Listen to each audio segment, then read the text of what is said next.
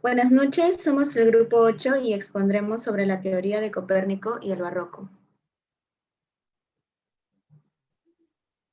Nicolás Copérnico fue un astrónomo polaco que formuló la teoría heliocéntrica, la cual consistió en un modelo astronómico donde la Tierra y los planetas se mueven alrededor del Sol.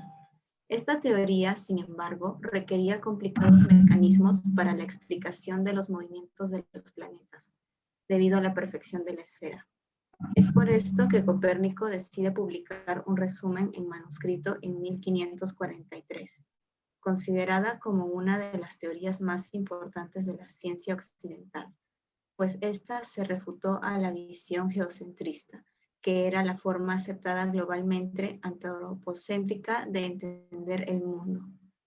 A partir de aquí, la teoría heliocéntrica comenzó a expandirse y rápidamente surgieron también sus detractores, siendo los teólogos protestantes los primeros aduciendo causas bíblicas. En 1616, la Iglesia Católica colocó su trabajo en la lista de libros prohibidos. Esta obra sirvió de base, más tarde, para que Galileo, Brahe y Kepler colocaran los cimientos de la astronomía moderna. La teoría heliocentrista copernicana, según la cual el Sol es el centro del universo y es la Tierra la cual gira alrededor de él, cambió totalmente la posición señalada al hombre en el universo por la providencia. Este cambio no solo significaba que el mundo dejaba de girar alrededor de la Tierra y de los hombres, sino que estos ya no poseían ningún centro. A partir de este momento, nace la concepción del universo como infinito, pero a su vez unitario, en el cual existe un sistema de mutuas influencias que lo mantienen conectado a través de continuidad y organización. Es así como se hace evidente que ya no hay una necesidad teológica, sino más bien científica, en la cual, en lugar de la antigua visión antropocéntrica, entra la conciencia cósmica, una nueva visión del mundo que encuentra sus bases en la ciencia natural. Este cambio tiene una fuerte repercusión en la mentalidad del ser humano como sistema social. Al realizarse modelos planetarios anteriores y observar que existen fenómenos que no se adecúan a las leyes a priori, se creaban más de ellas para justificar la existencia de dichos fenómenos.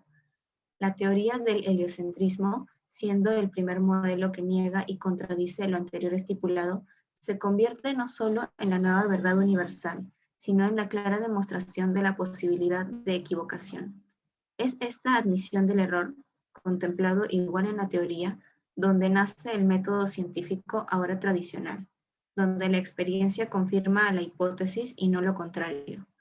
El hombre se concibe errado y acude a la naturaleza y la razón práctica por respuestas. El descubrimiento de Copérnico provocó en el imaginario colectivo un cambio completo de la mentalidad a inicios del siglo XV. El giro copernicano deriva en la pérdida del centro para la humanidad, convirtiéndola en parte del universo como iguales con la naturaleza, lo que le permite a futuro una comprensión de esta, un sentimiento de superioridad respecto al dominio de las leyes de la nueva ciencia, de métodos inductivos que admite errores y modificaciones. Si bien el hombre pasó a verse como un factor pequeño, a la vez adquirió un sentimiento de confianza en sí mismo y de orgullo, cuya fuente fue la conciencia de comprender el universo, el poder calcular sus leyes y con ello el sentimiento de haber vencido la naturaleza. Como consecuencia surgió el concepto de la nueva necesidad, completamente distinta de la teológica, que redefinió el derecho del hombre a la divina misericordia y a participar en la existencia supramundana de Dios. En el mundo moderno apareció, en lugar de la antigua visión del mundo antropocéntrica, la conciencia cósmica, es decir, la concepción de una infinita interdependencia de efectos, que abarcaba en sí al hombre y la razón de la existencia de éste. Nació una renovada visión del mundo, disolviendo el pensamiento medieval, reconocía solo una fuerza divina que actuaba desde adentro. Además, en lugar del temor al juicio de Dios, aparece el estremecimiento metafísico, reflejado en la angustia y el temor de Pascal ante el silencio eterno de los espacios infinitos. La teoría de Copérnico data de 1543. El surgimiento del barroco data de alrededor de 1600. Johannes Kepler transforma el universo descriptivo de Copérnico entre 1561 y 1630.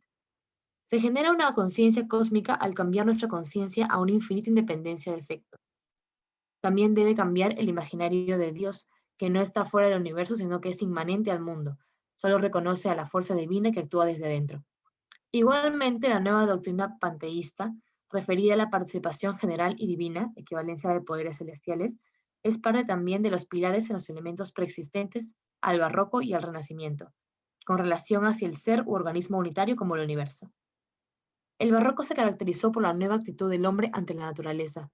Se le considera como una categoría estética, pero también fue filosófica, científica e ideológica, manifestada en el racionalismo, empirismo, la aplicación del método científico y la razón frente a los dogmas de fe. En este sentido, la teoría heliocéntrica supuso un cambio radical en el pensamiento y posteriores manifestaciones artísticas. Todo el barroco es un constante estremecimiento del eco del infinito y la correlación del ser. Con la llegada de la teoría heliocéntrica se cambia el temor hacia el juez del universo por el estremecimiento metafísico, el asombro ante la grandeza del todo. Se tiene una reacción diferente ante lo desconocido. En el siglo siguiente, la influencia de la teoría heliocéntrica se reflejó en Johannes Kepler, quien entendió este modelo para incluir órbitas elípticas. Su trabajo se apoyó en observaciones hechas con un telescopio que fueron presentadas por Galileo Galilei. Copérnico movió el heliocentrismo de la especulación filosófica a la astronomía geométrica predictiva. El cambio de pensamiento y concepción del universo contribuyó a la transformación de la sociedad occidental de medieval en moderna. Significó una nueva consideración de la naturaleza desde un nuevo pensamiento científico, permitido por el uso de la razón humana sin sujeción al principio de autoridad. Desde el Renacimiento, el antropocentrismo humanista sustituyó el teocentrismo de la escolástica. Con el barroco se revalorizan los sentidos y la experiencia como fuente del conocimiento. Todo el arte barroco está lleno de estremecimientos, del eco de los espacios infinitos y de la correlación de todo el ser. La obra de arte pasa a ser en su totalidad un organismo unitario y vivificado de todas sus partes, símbolo del universo.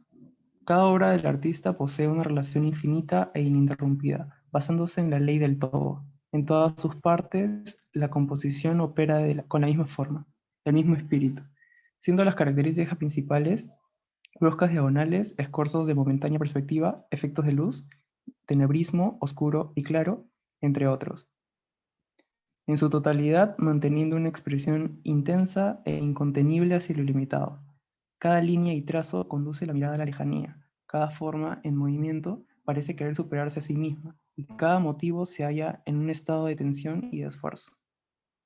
La iglesia Santivo a la Sapiencia, erigida a mediados del siglo XVII, es obra del arquitecto Francisco Borromini y pertenece a la corriente arquitectónica del barroco italiano. Obra arquitectónica solventada bajo un contexto religioso de la Iglesia Católica y la familia Barberini, una de las más influyentes de Italia. La iglesia Santivo la Sapiencia mantiene una lógica y lenguaje recurrente en las obras barrocas de la época, las cuales comparten una visión de unidad en las cuales el espacio arquitectónico representa la idea de cosmos contenida mediante geometrías envolventes. La composición espacial es indivisible, ya que no está conformada mediante adición de piezas. Al contrario, el espacio se concibe como una unidad inseparable, producto de una lógica formal de trazados geométricos que definen la arquitectura. Esta lógica reguladora se mantiene coherente en la modulación de espacios en planta, elementos estructurales y la disposición y diseño de elementos internos. Por ejemplo, la cúpula es resultado de una composición simbólica y geométrica en donde la autonomía de las partes ha desaparecido. Geométrica ya que es producto de un trazado compuesto por dos triángulos equiláteros superpuestos de manera invertida y 6 circunferencias, todos elementos circunscritos o yuxtapuestos en una circunferencia mayor, formando así tramos cóncavos y convexos. Y simbólica mediante elementos simbólicos inherentes en las formas geométricas empleadas, siendo la circunferencia el símbolo de la perfección divina, el triángulo equilátero el símbolo de la Trinidad, la estrella de 6 puntos, la representación de la estrella de David, y el hexágono, el símbolo del escudo de panales de abejas de la familia Barberini. En esta obra arquitectónica se ejemplifica el carácter artístico barroco relacionado al intranquilizante pensamiento de infinitud heliocentrista, notoria no solo en el arte de los pintores holandeses barrocos, a los cuales se hace alusión en la lectura de Hauser, sino también presente en la arquitectura de la época. En conclusión, puede decirse que la teoría heliocentrista tuvo un rol fundamental en la conformación del barroco, tanto en la transformación del pensamiento, pasando del medieval al moderno, como en las manifestaciones artísticas y arquitectónicas de este. Gracias.